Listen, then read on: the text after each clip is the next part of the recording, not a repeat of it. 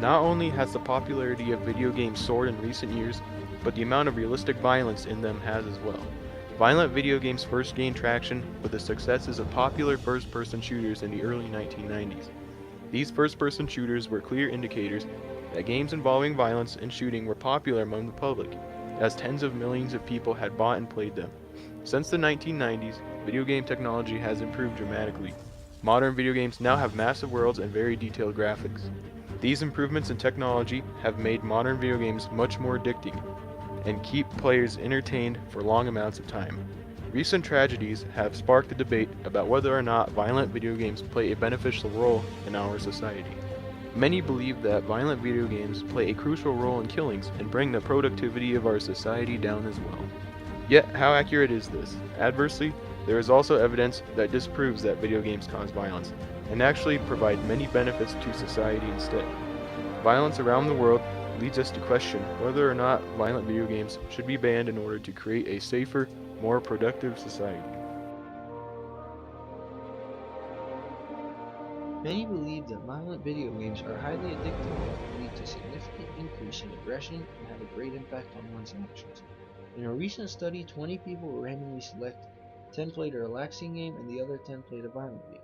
After an hour of playtime, all who played the relaxing game helped when asked for help, while only 5 who played a violent game helped. Violent games can increase the player's anger and influence their actions in a negative way. They also make people less social.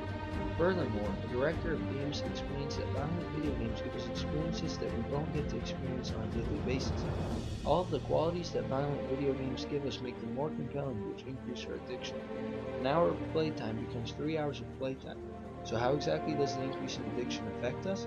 An increase in addiction of violent video games means an increase in playtime of violent video games. When aggressive actions are frequently repeated, the player starts to become more aggressive.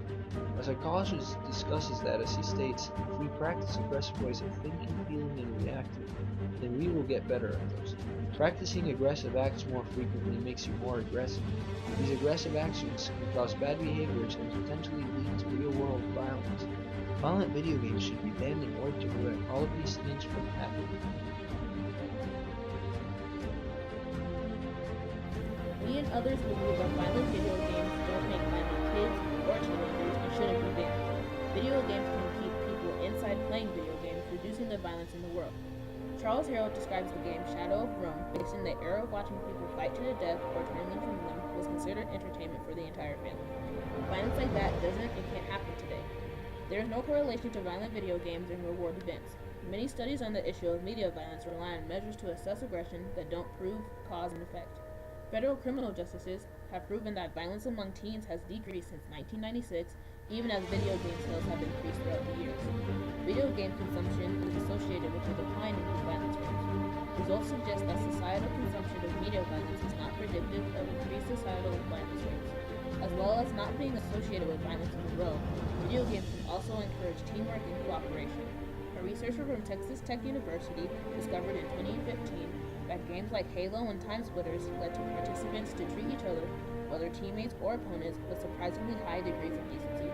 So banning violent video games wouldn't decrease the violence in teams or in the world. In a way, it makes the world better.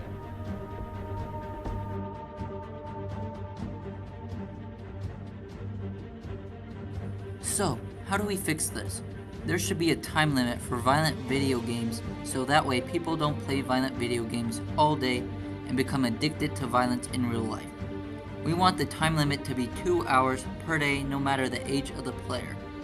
Thus allow people who like violent video games to still play and those against them to make sure people don't play violent video games all day and become addicted to violence and cause their behavior to become aggressive as well.